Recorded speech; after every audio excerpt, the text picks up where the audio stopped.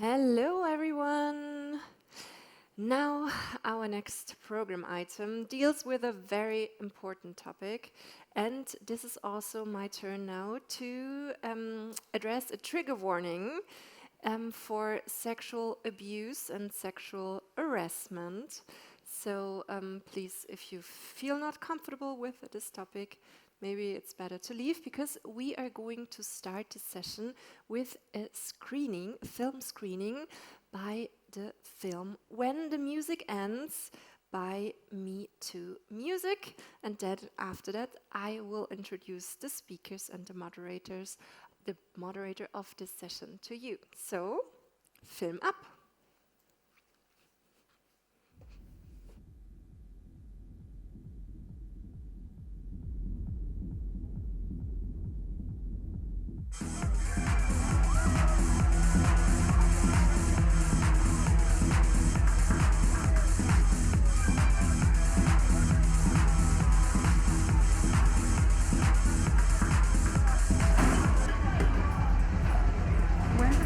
Right here. Yeah, perfect. You here? First day. First day, all right. Go, ready for it? No, Wait, so you've ever done this before? I've never done this before. Have you? You haven't? Oh my god, you're better. It's magic.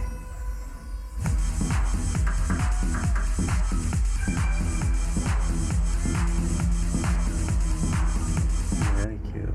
You know that? Okay, keep your eyes and hands on that. Alright. You watch me do it?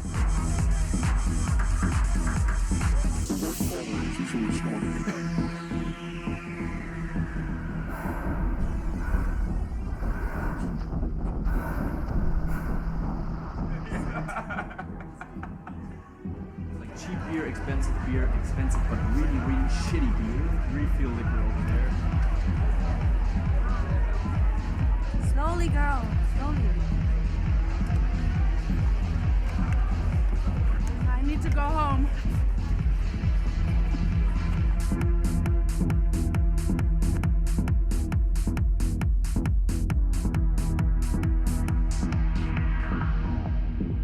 Nice. So what are you up to? Work? Work. So what we got here is our really, really special welcome drink. Here's your drink. No thanks.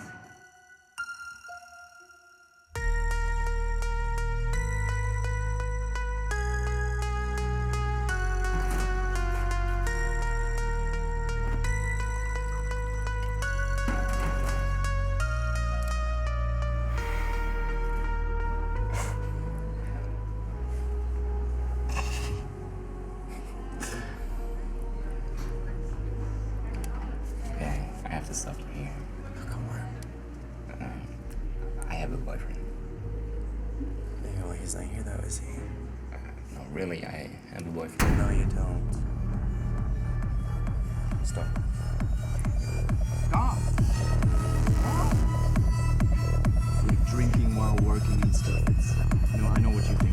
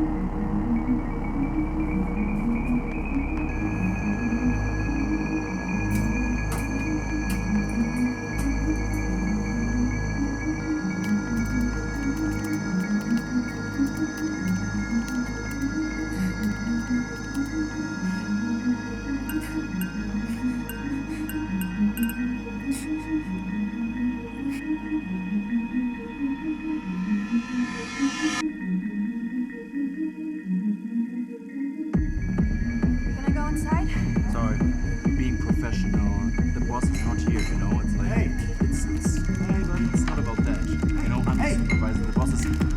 What is it? Drink. A drink. What kind of drink? Beer.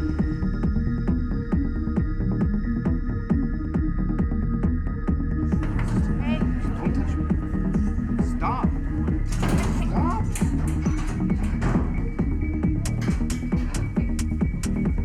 hey, where do you think you're going? I just need to check on her. She's fine. Hey, yo, get the fuck out. Are you okay?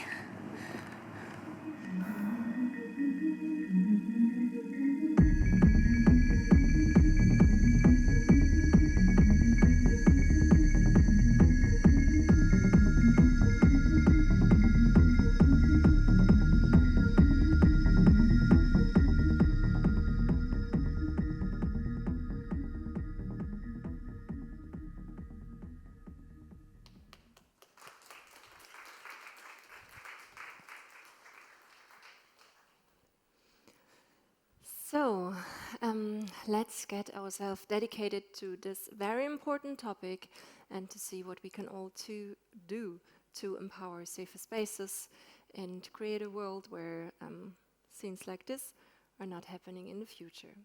So, for that, I would love to introduce our speakers.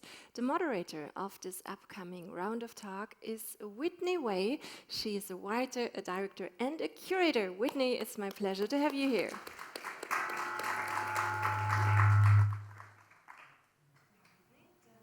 It's over there, yeah. And together with Whitney, it's my pleasure to welcome Rebekah, Paul, and Qeas. Please come with us on stage.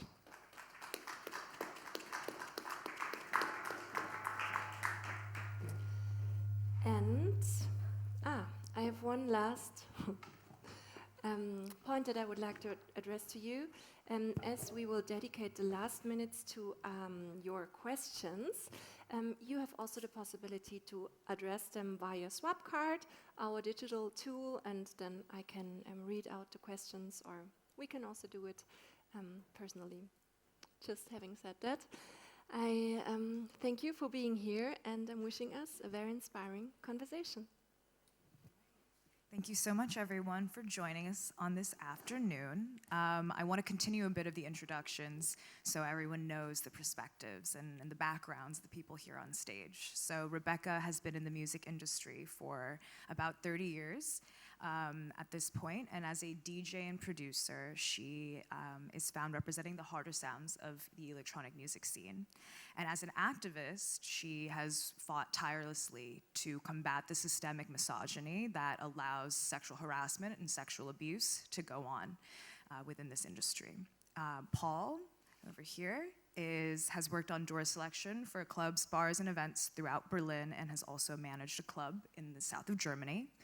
Qeas, here in the middle, is an artist, spoken word poet, and has been an integral part of Berlin's nightlife, also on door selection for, just involved in nightlife for about over 9 or 10 years at this point, and a selector at renowned parties such as Horse Meat Disco, Multisex, and Mamba, among others. And I am Whitney Wei. I am your moderator, and I'm a writer. I'm an editor, curator, and 2-time former editor-in-chief, formerly at Resident Advisor and Electronic Beats. So without further ado, let's get into it. This was quite a heavy film, but first I really want to ask you, Rebekah, what was your impetus for creating this film with Me Too music? It's a very powerful message. The idea for this film came about in 2020 during COVID lockdown. I was doing some research on studies about bystanders, and that really the biggest change that we can make in the industry is if we can educate the bystanders, which is everybody basically. And the studies show that we need to bring the communities together, and that's where the change will be. And the studies that I did read were basically based on college schools in America. I don't know if you're American. Yes, I'm American. Yes. So it's the rape culture is really big in America in the college campuses. So a lot of the studies around sexual harassment and assault are generally based on those. But in 2020, there was an independent study created, first of its kind in dance music, which is the EMII, which is electronic. EMII, I have to look that one up. Sorry, I'm not very well today, so you have to bear with me. And basically, it was the first of its kind where there was a call out for any kind of discrimination in the scene, and that could range from really anything. And within that, the study showed that the sexual harassment was at number 2.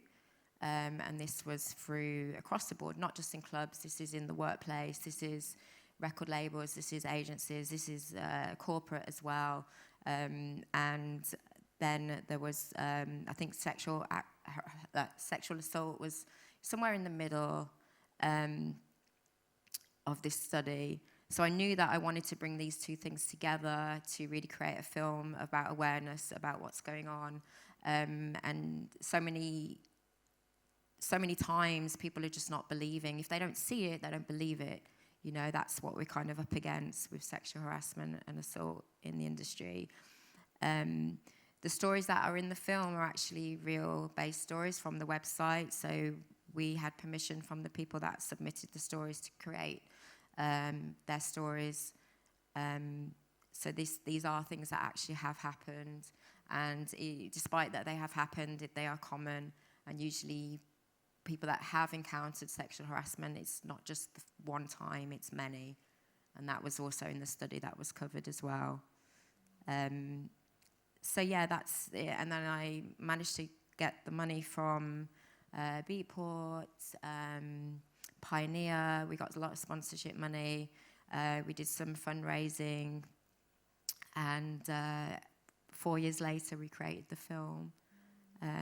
I'm massively happy with it. I can't watch it all the time. I was stood back there and I'm getting goosebumps, and it triggers me every time I watch it as a survivor myself. So yeah, that's it.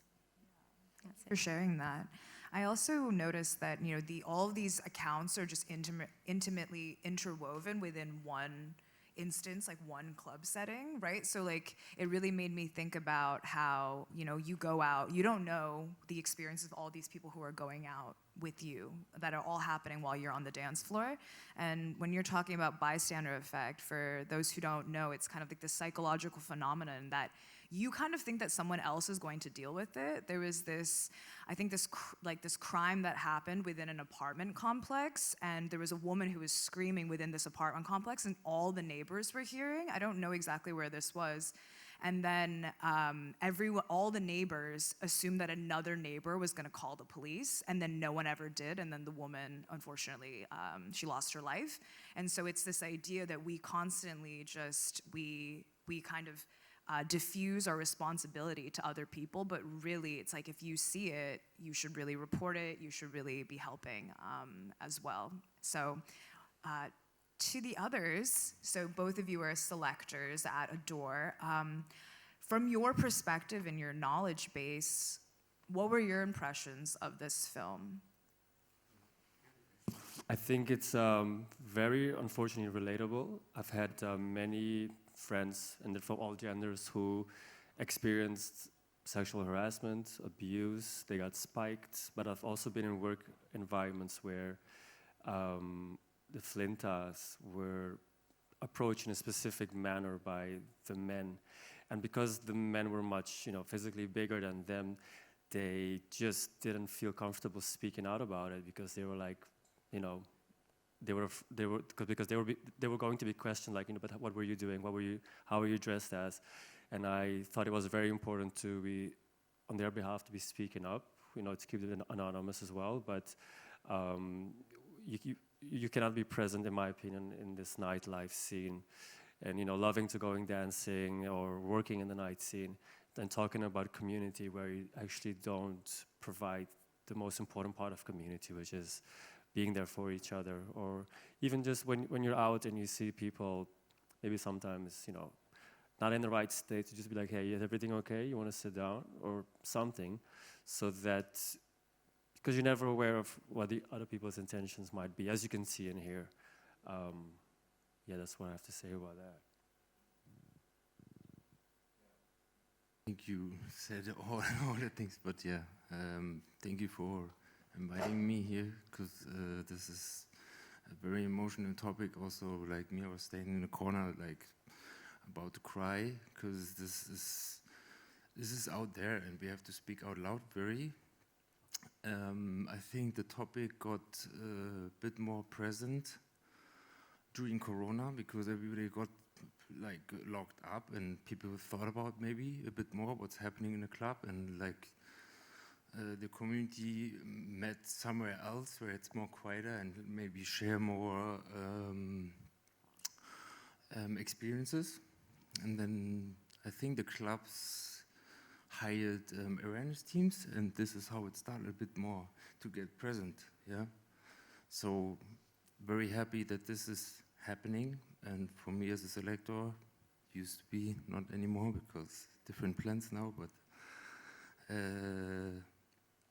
it's hard to scan the people, but you have to have a feel for that. Yeah, you have to observe very much the crowd who's coming, how they stand in the line. Yeah, sorry, I need to. It's great. It's so emotionally, like, really disturbing. Yeah. I can add on to what you just said. I think as a selector, it's very important to, I mean, you obviously kind of develop a sixth sense in a way. It's people skills.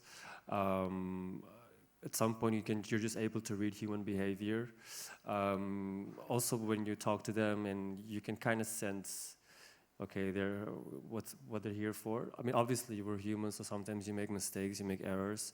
That's when it's important that these people who come to that space, that they feel trusted to come to you and make a complaint, and you act on it right away, especially when it's about people feeling harassed or unsafe. And the first thing you can do is remove the people, and then later on they can contact you if it was correct or not, but that's usually, to me, the most important thing to do.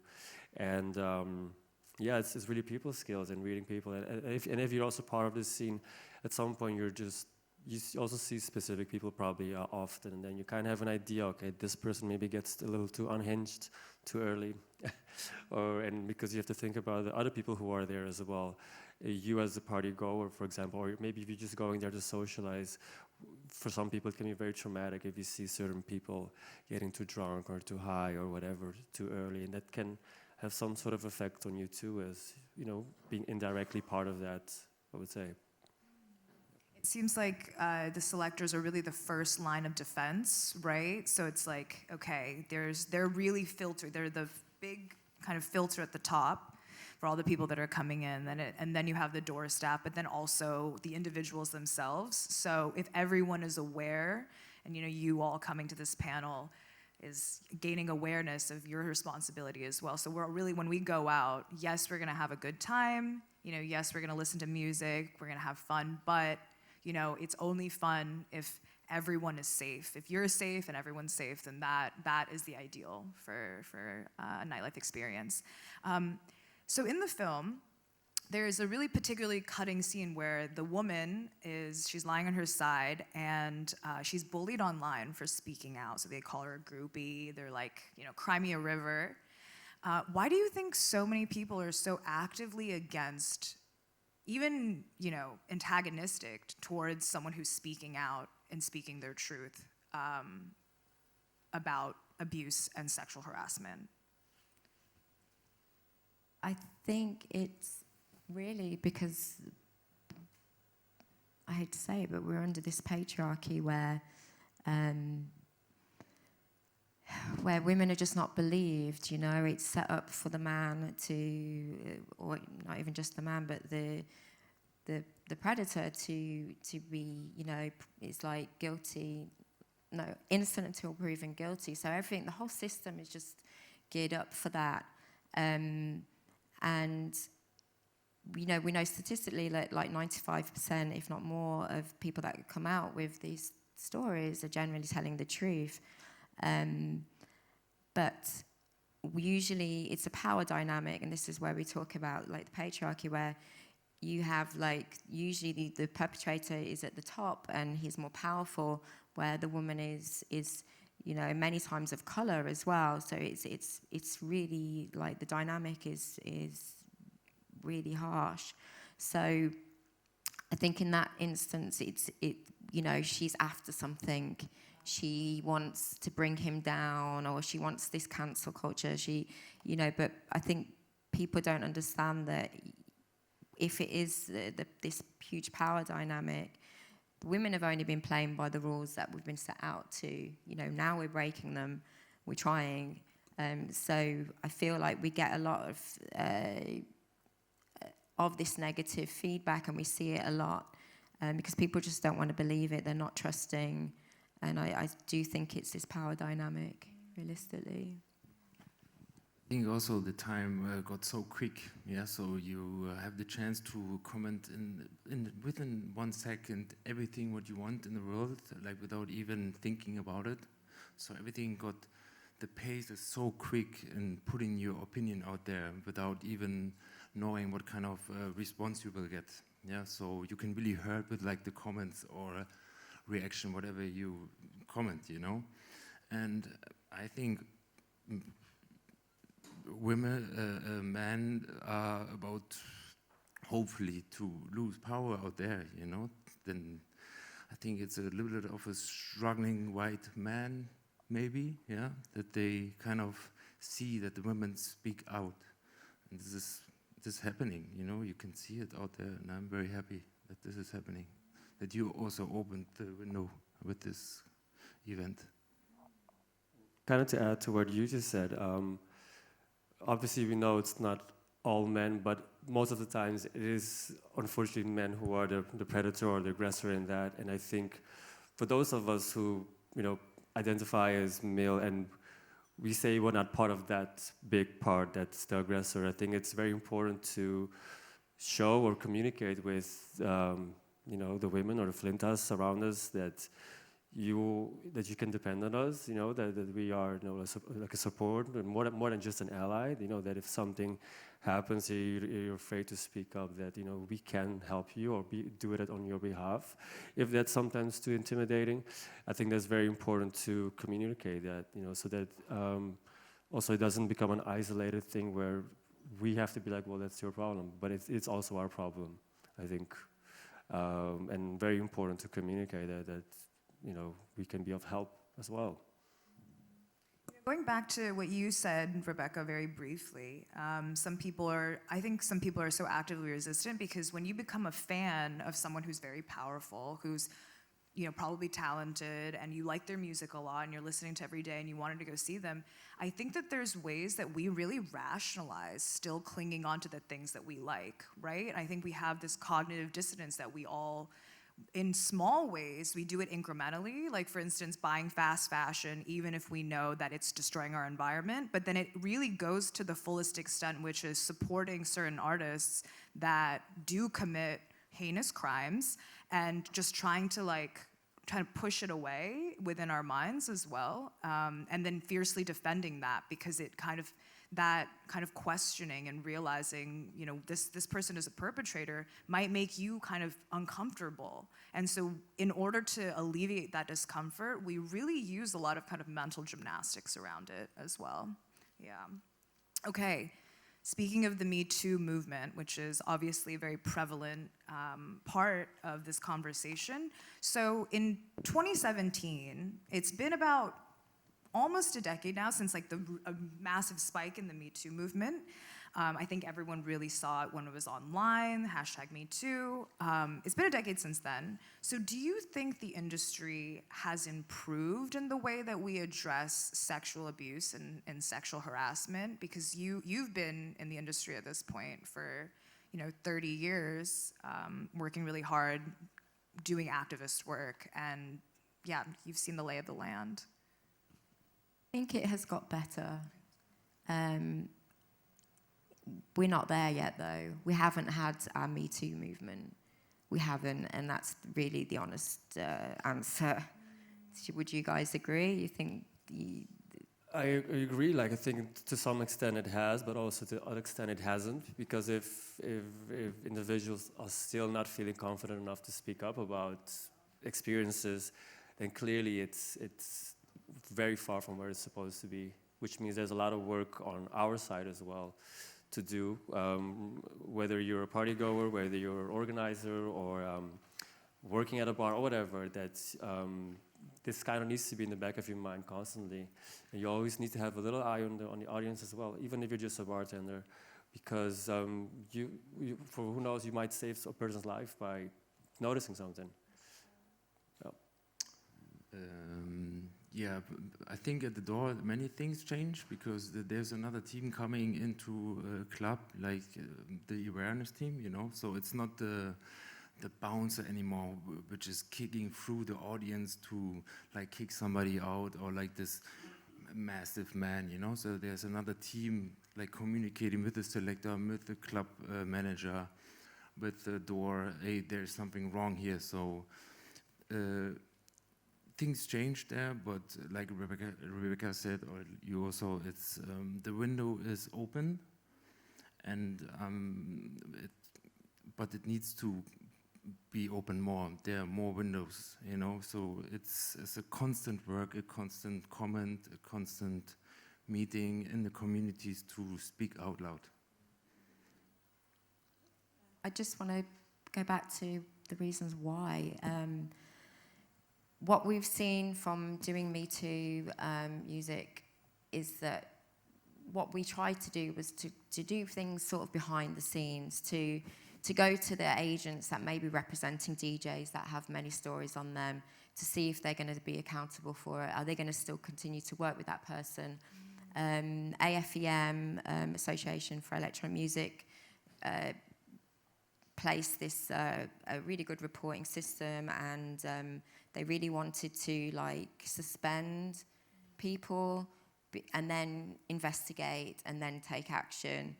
But the current model that we have is not that. We basically need to prove everything first, and then the person may be suspended.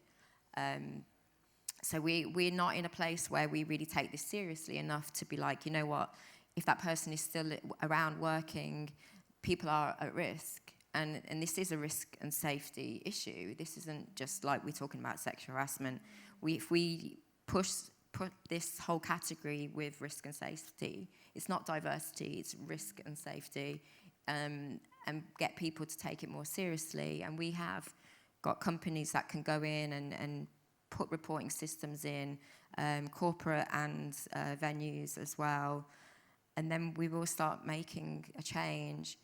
But because of the money that's involved in some of these artists, and again, we talk about the power at the top, a lot of the agents don't really want to do anything until things go massively public, or you know they get taken to court, and then they'll act. So we see this discrepancy in values and behaviour really more, and that's what we've been doing in the back end. So we see all of this, and we are really disheartened because we feel like we're good people. Like the scene is built on love and community and inclusion, but when it comes to this, and I'm going to swear, when you fuck with the money, people just don't like it. So yeah, that's what we're really up against, and that's the honest truth, and what I've discovered after like 5 years of doing this. Wow. Yeah, I guess, you know, kind of mirroring back what you're saying, when someone is in a position of power, when they make a lot of money, there's not just one person, right? Like this film, you're just seeing one individual, and it's like this DJ, but this DJ has an enormous team, PR agents, you have managers, you have a lot of people who are on that payroll. And why would they, if they're benefiting from this person who happens to be an abuser, they're going to push it to the furthest extent because that's where they're getting their paycheck from. So you're not really just seeing an individual, you're seeing a whole network behind that individual propping up this power structure because, again, people to look inside themselves and being like, is there a way that I'm kind of complicit in this abuse by supporting this individual? It is deeply uncomfortable. You would have to inconvenience yourself, get a new job, confront certain people, and you'd have to speak up. And it, again, that discomfort is what human beings are constantly averse to. So I can understand what you're talking about. Yeah, I wanted to speak about what you said, awareness teams, and how during the pandemic there's been a lot more discussion about sexual harassment and sexual abuse. Awareness teams, it became something that seemed to have emerged pre-pandemic, but please tell me more, or tell the audience a little bit more about awareness teams, the concept behind it, how it emerged, and your experiences. I think, like as I said, it started during the Corona time, maybe a bit before, when the people realized in the club that like the guests, the audience are kind of like getting too quick into druggy or alcohol situations. So this is where it started a bit, but during Corona, in the beginning, they were there for like taking care of that. Everybody was wearing masks, you know, and that was the whole crazy situation, you know. You breathing while dancing different, and the whole setting was just crazy. But then they also looked after, in that time, after those people who like maybe went a little bit too far. So I think there were one or two organizations which saw the path, and they providing teams like this. They're going actively to clubs to provide their service. I think also for free, you know, just to be on the safe side, providing straws or like all the kind of items, you know, to make everything a bit more safer. Yeah, this is basically, I think, how it started, and now it got a bit wider with the people around the awareness teams. You can, I saw somebody standing in the corner of one of the awareness teams, so you're actually more involved as a guest, you know. Before it was like, okay, where do I go? Okay, fuck it, let's have a drink. Or not me, but like, you know, it was not there in the club, you know. Help was not there in the club. It was out, you know. And now the help is in the club, which just makes the whole thing very good, actually. Also adding to that, there used to be this big fear of getting kicked out of the club. And I would see it with friends or people around, and if someone got a little too drunk, a little too high, they would go hide, or you know, or you would take your friends into the toilet and help them sober up or kind of get back to their senses, and hopefully nobody would notice that. So I think there was also a big fear of that, and now that you know that there is help there, but also I think the bouncers are being informed to not just kick someone out, because you're just kind of just leaving them on their own outside on the street, and anything can happen there as well. But I also remember, like, I think it was especially one person who was pitching to all the clubs to bring awareness teams into the nightlife. I think she's done it very successfully. I don't remember her name right now, but I can see her face. And I think she's almost solely responsible for that, to pitching that here in the nightlife. And again, like you said, it gives a sense of safety. And it also, because you can make mistakes. You can have a shot too many or whatever, or someone can spike you and it's not your fault. And you need someone to kind of guide you out of that before you decide to go home. Because like we saw over here, it can happen in the toilet where somebody misuses or abuses you. But it can also happen while you're waiting for the cab. You're not really aware of your surroundings, which can happen too. Because there are people always hanging around over there as well, unfortunately. Yeah, let's say that. Okay, so the people on the door, like the top of the funnel, the first defense, the awareness team, how are they trained to help individuals who, may be victims of predatory behavior? I mean, from my experience, in the beginning of the night, it's the owner of the party or the ones who are in charge that night. They always do a little like a get-together where you talk about like this is how our party is going to be like, or the night is going to be like. If something happens, this is the contact person, or this is the awareness. And it's supposed to be a collaboration between, you know, the bouncer, the security, the bar people, and the awareness. Instead of just getting rid of those people so you save the name of your party. So you really work together that way. Forgot your question, sorry. Oh, it was how's the awareness team, how does everyone collaborate in this nightlife space in order to address predatory behavior? Right. I mean, from my experience, I don't know how it was for you, when, you know, mostly women, when they felt uncomfortable or people were there that had sexually harassed them outside of the club, they always come to the bouncers, because I think the bouncers, they usually they present with a bit more authority, I think, because they're the ones that can immediately kick them out. And we always act accordingly. You know, we walk with them, at least in my experience, and then we take a security person with us or two, and then we, you know, get them kicked out. Or if it's someone that has had several of those instances, you know, or is known for that, we ban them immediately, house verboten. Because that's also not somebody you want to have there, because then everybody's going to feel unsafe, and it's not what you want to create in those kind of safe spaces, I would say.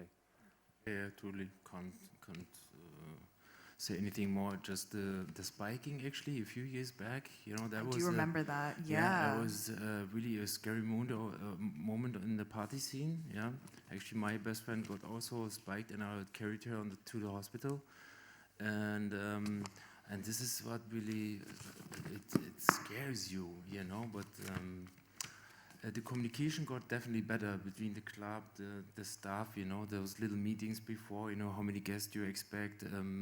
We had this in this case the last time, this and this man might come or might not come, not just men, you know, it happens on all genders, but to the awareness and the communication in the club got definitely better because, again, like you said, Rebekah, it's all about money. It's again about money, you know. When somebody comes out and it's not speaking out loud, it really falls back to the club, you know. So this is good that they kind of like, if they don't speak out loud, you know, you can actually lose your license or the venue or whatever, you know. This is so, yeah, money is a big topic in the capitalism, I guess. And I think also that a lot of times, unfortunately, the owners of these spaces seem very much out of touch with what's happening in their club. They're just looking at numbers and we have bookings and that's it. Okay. And it unfortunately requires the people who are working in that space, you know, whether you're part of the you know, the barkeepers or whatever. For us, unfortunately, it's usually the task is on us to go to those owners. At least in my experience, that was the case. That we had to go and be like, we're working here, you're not providing us safety, not for the guests, there's no security, there's no awareness. How are we supposed to make the space even run? And then if the space gets a bad review, we're the ones who are being blamed for that, you know. So then it kind of requires you as a team to also really stick together and be there for each other and to really step up to this owner or whoever it is. That, you know, it might hurt you in your pocket, but at the end, would you want to work in a space that's not providing safety also? Because then, like you said, you're complicit then. The same way you're maybe boycotting a brand that's funding a specific event in the world. I think this is the same kind of thing, but on a much smaller and more direct situation, I would say. No, I just wanted to say that you raised a really good point. We were discussing about venues having like a grading system and then having like a central independent website where every city you could go into, you could check the venue to see how safe it was and read reviews, and then know that you will be safe. And then that would then force the venues to take more action and have these reporting systems, to have the awareness teams, because they would want more people to feel safe in their venues. But it's like, I agree with what you said about like some of these old venue owners. They everything's just really quiet, you know. I think Berghain has an ambulance on site, I believe, and no one really knows about these things because it's all hushed, and it's just to keep this illusion that everything's okay, what's going on inside. Not talking about Berghain, but just most generally venues like this, because they don't want to take the responsibility. And all it would be is just, here's the consent, these are our house rules. You're in here for a long time. Respect each other, and we have zero tolerance around these behaviours. I wanted to ask, have you ever encountered any times when the police have been involved, when you've it's got to that point where you have called the police on somebody? Well, I had an instance where I, as the bouncer, was being harassed or, provoked, and I got called the racist things, and they were physically trying to fight me, and I couldn't call the police, basically. I was being stopped by the venue to call the police. Yeah, so we had to make a big issue of that, and also I refused to work there until it was solved, obviously. But in most cases where I've worked, it never got to the police part, because we've had a very good security team who, was handling them, and usually they walk away, in the end. And then it's on our job to remember who that person is for the next time, but also to, if you're going to a different club, whether you're working there or not, to know, to be like, hey, this person causes problems, and also communicate that with, because they're in the end your colleagues, even if they work for a different club or party or whatever, you're supposed to communicate that. But I personally, that's the only police story I can share. For me, I don't know how it is for you. Yeah, there's some crazy police stories with knives in front of me, really bloody situations where you need to really calm down in the moment and focus on the situation, take the people apart and be the one who is the calm rock, let's say, yeah, to calm the situation down. Yeah, but I said, I carried my best friend to the hospital after she got spiked, and that was really there was nobody, literally, because another case, this kind of attitude, and you fall into this numb feeling as a human being after. Maybe you can't report it because you still have to digest the whole process of being in this situation, and then it's half a year later, and then kind of they don't see the point anymore, because also maybe recognized by the door, hey, you don't get anymore. Like you said, you have this fear to not get in anymore, because they realize, this is the one person who called the police, actually, so people are still scared to call the police, because Berlin is a mecca of music, and if you don't get into this 1, 2, 3, 4 clubs anymore, then they lose their purpose of life here in Berlin anymore, So this is, the power is still there from the clubs, and as I said, the window is open, but it can be opened another window, definitely. I think it's also important that the same way the people in awareness are trained how to act on situations in security, I think it's very important for the selectors or bouncers to also be properly trained, because just like the security, we are also looked at when something is happening. And I mean, to a certain extent, yes, it looks, it can look nice, you get the attention, you can look nice and reject people, and to a certain extent, you can call it glamorous and nice. It's you're the face of a party to a certain extent. But you also need to know when to actually get to work and act on it. Because I've also seen places where people are selected to do the door, and they're sitting very pretty there, but then when something happens, they don't know what to do. And even I had that in the beginning. I wasn't trained, I had to kind of learn on my own. So I think that's very important to implement that as well, so that literally everyone who's providing this party or the safe space for the party goers, that everybody knows how to act and what to do in cases of emergency or adversity or whatever. I mean, it all starts, back to the 90s, the old fabric buildings, open doors, let's put a DJ pult inside and let's have fun, But everything got a bit more now professional. Now you have to provide an awareness team. Come on, we are in the 21st century here, You have to provide a professional door who can really guide the people out if something is happening, There's so many things happen in the world where the roof is crashing in, or other things happen, and people run around like chicken without even knowing what to do in an emergency case, So you have to train your people, staff, what to do, when to do, how to do, and this costs money, you know, and there we turning circles. Yeah. So going back to what you said, Rebekah, briefly, I think it's a really interesting concept that if you were to look up a club, you can see the resources they would have if you were safe, you know, enforcing your safety. Like, for instance, yes, if you're going to this club, they have an awareness team. Like, that would be comforting for someone who wants to have a night out.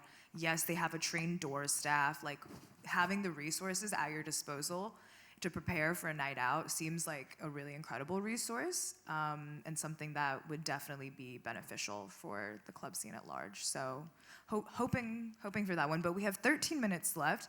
Before we dive into questions in the last 10 minutes, I wanted to ask and finish on this question, which is, yeah, what are the resources or kind of actionable solutions for people who are perhaps survivors, who have been witnesses of severely antisocial behavior, such as abuse and harassment? What are the follow-up measures after a night out? What resources can they turn to? Because I can feel like it would be a very overwhelming situation. What are the steps? What are certain things they can look to?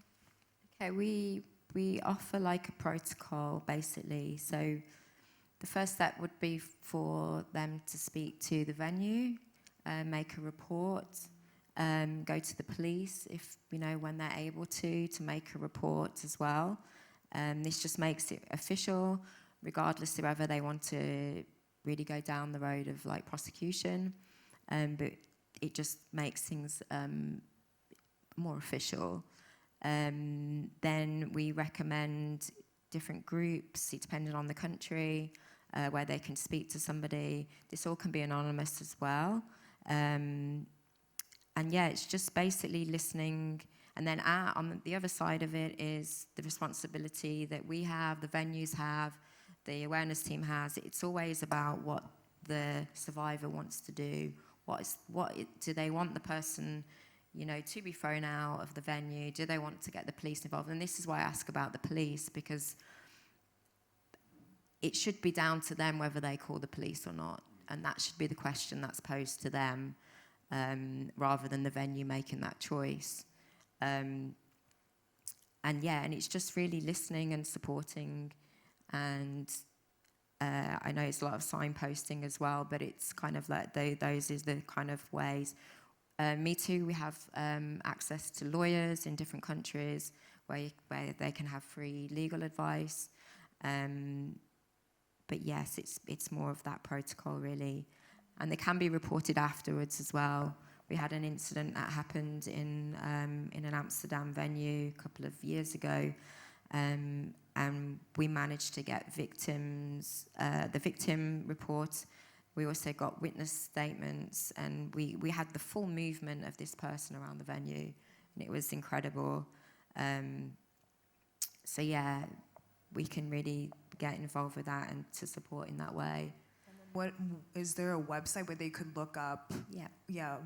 What is the website? So yeah, we have a website which is me2-music.com.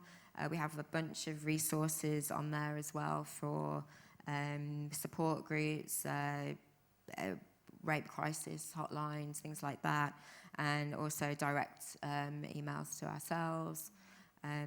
Also specific ones for men that have encountered this too, so it's not just female-based or female-centric. So yeah, there's a lot of resources there, and we're always available to help. All right, fantastic. Are there any questions for the panelists and the speakers, or? Okay, well, I can continue on for the next 9 minutes, but one last question a few questions that I had were maybe kind of zooming out of nightlife a bit and electronic music. I think that I'm curious if there's an instance when you became radicalized and politicized in this nightlife space. I think recently, a lot of people have kind of divorced music culture and electronic music culture from a very political, also very very concerned for the liberation of other people and the benefits of the people in this space. Was there an instance where you were pushed to action in your life to work in this industry? What, for the Me Too movement? Or specifically in just like your role as an activist or a selector?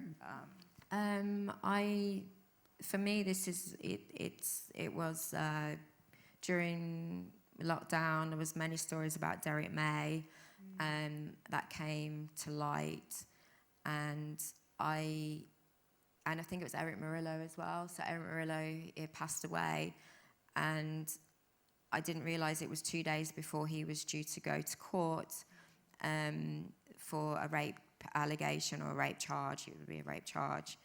But because he passed away, everybody just forgot about the fact that there was a rape charge, and everyone was glorifying him and his music, and that really triggered me. And I'm like, well, if I'm feeling triggered, I'm sure many other people that have encountered abuse in this space, in this industry, will feel the same. And my own experience, I'd say probably like 8 years prior to that, I had no encounters of like harassment. So in my head, I'm thinking, oh, it's got so much better now, from the late 90s to the early 2000s when all of my stories happened. So I just lived in ignorance, and what that really meant was I'm actually now in a powerful position where that shit just doesn't happen, so I've got a bit of power in there. So I'm like, well, if that's not happening to me, but then I'm hearing all of these stories of like 18, 19-year-old girls still having the same experience I had at that age, then nothing's really changed. So, like, this is the moment. And I suppose I'm fearless. I just, I just didn't probably, my impulsivity probably just pushed me forward to be like, I'm going to do it now. I don't care about the consequences. I am going to speak out. And I felt like it was a responsibility but it was just a personal thing as well.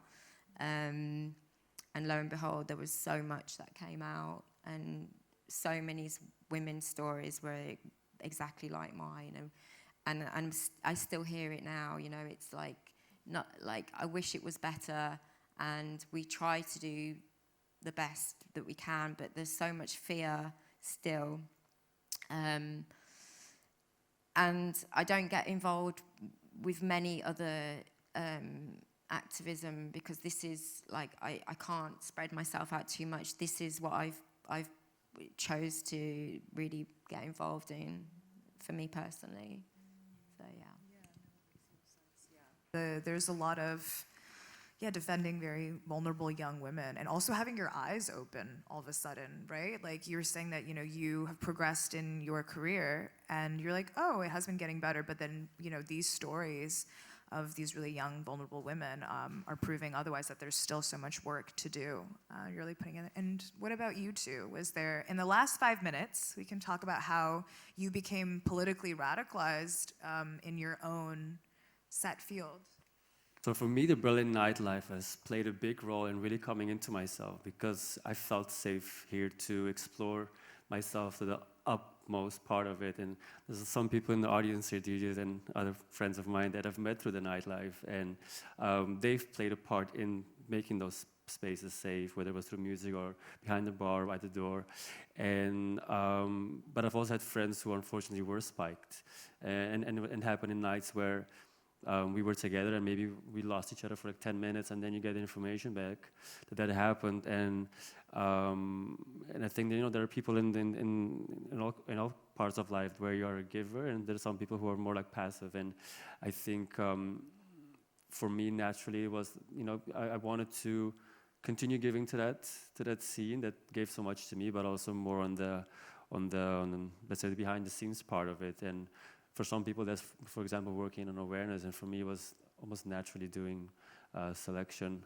So that's how I kind of ended up doing that. And I think once you do that, because it happens personally to you, you become a bit more protective of the scene as well, and you want to improve it also. And that also goes towards political things and venues or places or DJs or people that supports instances that support other instances that are not necessarily good for individuals or groups of people.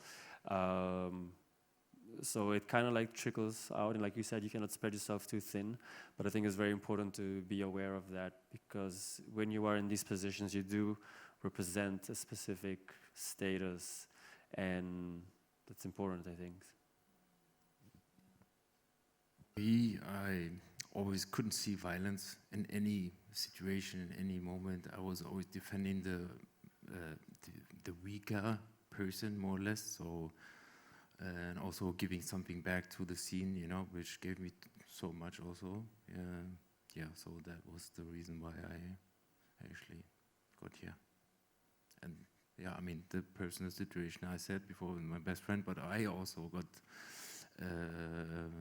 sexual harassed, and you carrying this kind of with you, and then you get to a point, no, I don't want to have it, keep it to myself, I just go out there and just tell the people, and then you see it's popping up in your friends. Oh yeah, I've been in this situation, and you can see that you are actually the opener of a big tin where everybody is in, or some people are in, and then you talk, and it's a releasing feeling, and then people like you and you are popping up, and it feels good though.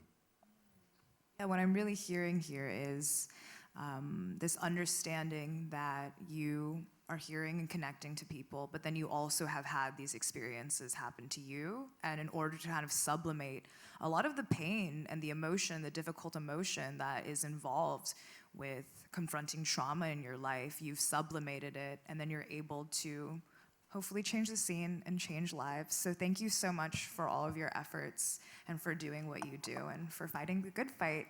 And this is the end of our panel. Thank you so much, all of you, for listening. And if we could have a round of applause for our speakers. Thank you, everyone.